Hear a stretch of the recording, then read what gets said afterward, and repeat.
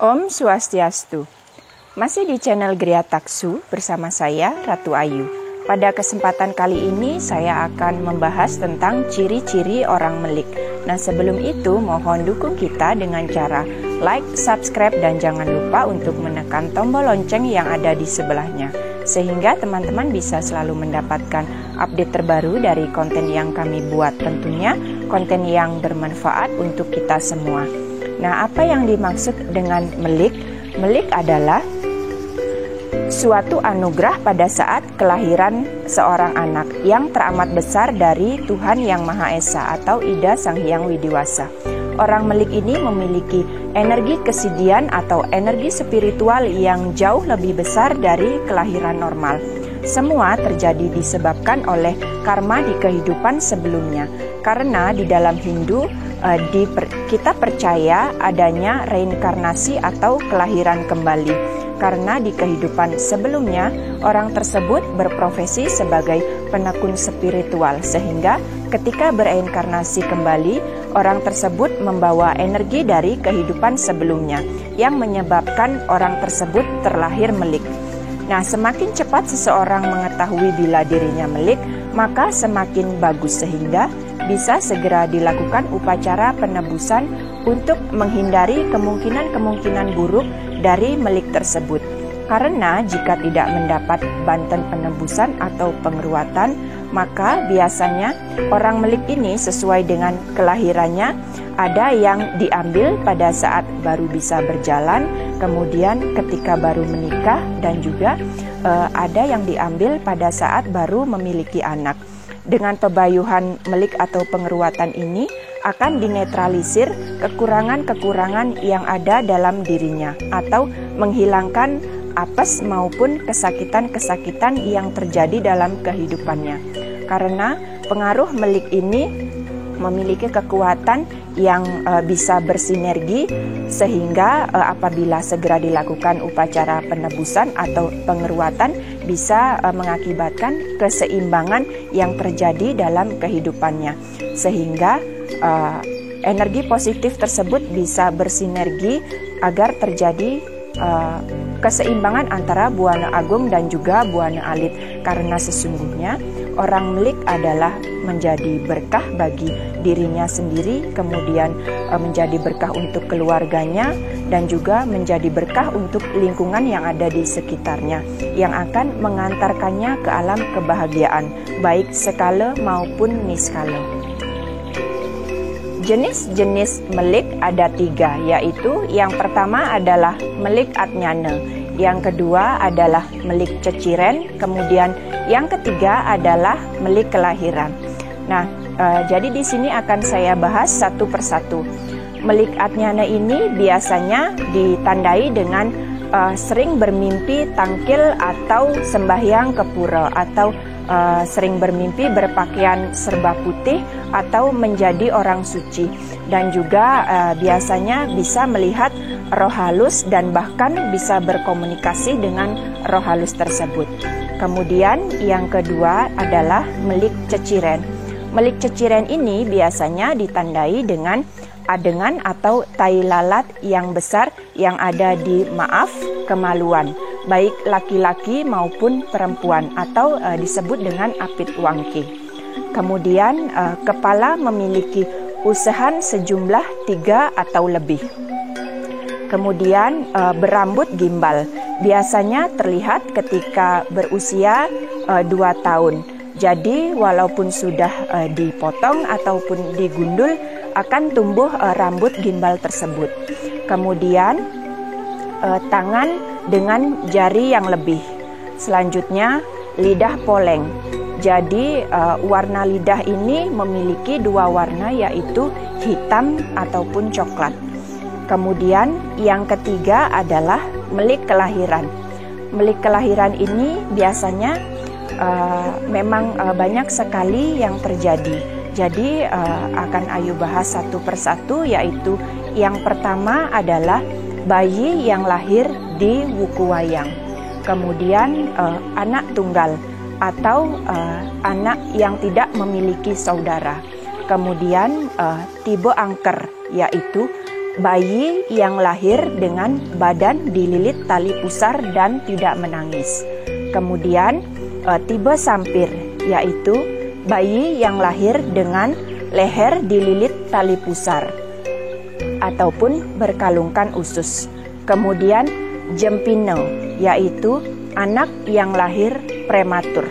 Selanjutnya adalah margano, anak yang lahir di tengah perjalanan. Selanjutnya adalah wahano, anak yang lahir di tengah keramaian. Kemudian atau julung macan, yaitu bayi yang lahir ketika matahari terbenam atau sanikala. Selanjutnya adalah julung sungsang, yaitu bayi yang lahir ketika matahari tepat berada di atas kepala atau bayi yang lahir tepat tengah hari. Selanjutnya adalah julung wangi, yaitu bayi yang lahir ketika matahari terbit. Kemudian walike, yaitu anak yang kerdil. Selanjutnya wujil, yaitu anak atau orang cebol. Selanjutnya kembar, yaitu dua anak yang lahir bersama dalam satu hari. Selanjutnya buncing atau dampit, yaitu dua anak dengan beda jenis kelamin yang lahir bersama dalam satu hari. Selanjutnya adalah tawang gantungan, yaitu anak kembar yang lahir selisih satu hari. Selanjutnya adalah pancoran apit telaga, yaitu anak yang lahir 3 bersaudara, laki-laki, perempuan, kemudian laki-laki. Jadi yang melik adalah anak perempuan tersebut. Kemudian telaga apit pancoran, yaitu perempuan, laki-laki, perempuan. Nah, yang dikatakan melik adalah anak laki-laki yang ada di keluarga tersebut. Selanjutnya adalah sanan empek, yaitu anak yang lahir di apit saudaranya yang meninggal. Jadi sebelum dia dilahirkan, orang tuanya sudah melahirkan anak tetapi dengan keadaan meninggal. Dan selanjutnya adik dari anak tersebut juga meninggal dunia. Jadi anak tersebut adalah termasuk melik dan disebut dengan sanan empek. Kemudian lulang, yaitu anak yang lahir bersaudara 2, keduanya perempuan. Kemudian kedukan, yaitu bersaudara 3, ketiganya perempuan. Kemudian lulute, yaitu bersaudara 3, ketiganya laki-laki. Kemudian pipilan, 5 bersaudara, 4 perempuan, 1 laki-laki. Yang melik adalah anak laki-laki. Kemudian padangon, yaitu 5 bersaudara, 4 laki-laki, 1 perempuan. Yang melik adalah anak perempuan tersebut. Selain kelahiran melik, ada juga beberapa kelahiran yang sangat memerlukan ruatan khusus atau pebayuhan untuk menetralisir efek negatif kelahiran yang sangat dominan mempengaruhi kelahiran seseorang. Dari kelahiran ini sebenarnya ada yang indikasi melik, juga ada yang indikasi lahir lintang salah ukur atau lintang panas yang membuat rejeki merosot, kemudian sering mendapatkan kesialan atau apes, kemudian juga sering sakit yang tak kunjung sembuh atau kesakitan, dan juga sulit mendapatkan keturunan. Nah, di antara hari lahir tersebut akan Ayu sebutkan, yaitu anak yang lahir pada hari Minggu Manis atau Minggu Legi, kemudian yang lahir pada Minggu Pon dan Minggu Kliwon, kemudian juga anak yang lahir pada Senin Pahing dan juga Senin Pon. Selanjutnya anak yang lahir pada hari Selasa Legi atau Selasa Manis dan juga Selasa Wage dan Selasa Kliwon. Kemudian juga anak yang lahir pada hari Rabu Legi atau Rabu Manis, kemudian Rabu Wage dan juga Rabu Kliwon.